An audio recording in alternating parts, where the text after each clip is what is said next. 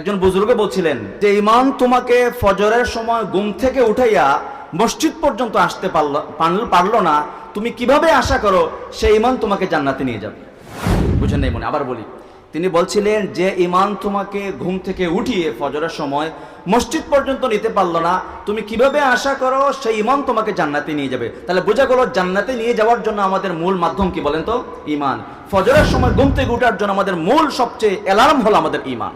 মোবাইলের অ্যালার্মে আপনাকে জাগাতে পারবে না যদি ইমানের অ্যালার্ম ঠিক না থাকে।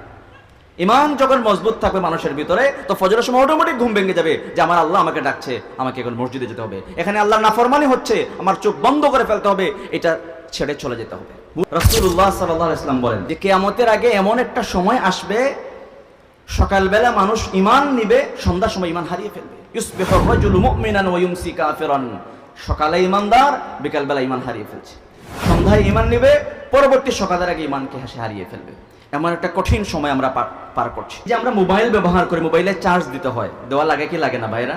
একদিন চার্জ দিলে 2 দিন 3 দিন সর্বোচ্চ ব্যবহার করতে পারবেন, তারপরে আবার চার্জ শেষ হয়ে যাবে, আবার আপনাকে চার্জ দিতে হবে। এই যে আমরা একটা দিনই মাহফিলে বসলাম, অনেক কথাবার্তা শুনলাম, তা আমাদের ইমানের ব্যাটারিতে চার্জ হয়।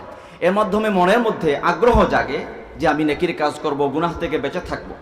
কিন্তু যখনই আমরা আমাদের কর্মস্থলে যাব, বাসায় যাব, অফিসে যাব, দোকানে যাব, ব্যবসায় যাব, বন্ধু বান্ধবের সাথে আড্ডায় মিলিত হব, যত সময় যাবে ইমানের ব্যাটারি তার তত ডাউন হতে থাকবে। একটা পরে যখন শেষ হয়ে যাবে তখন সরাসরি আমরা গুনাহে গিয়ে জড়িত হয়ে যাব।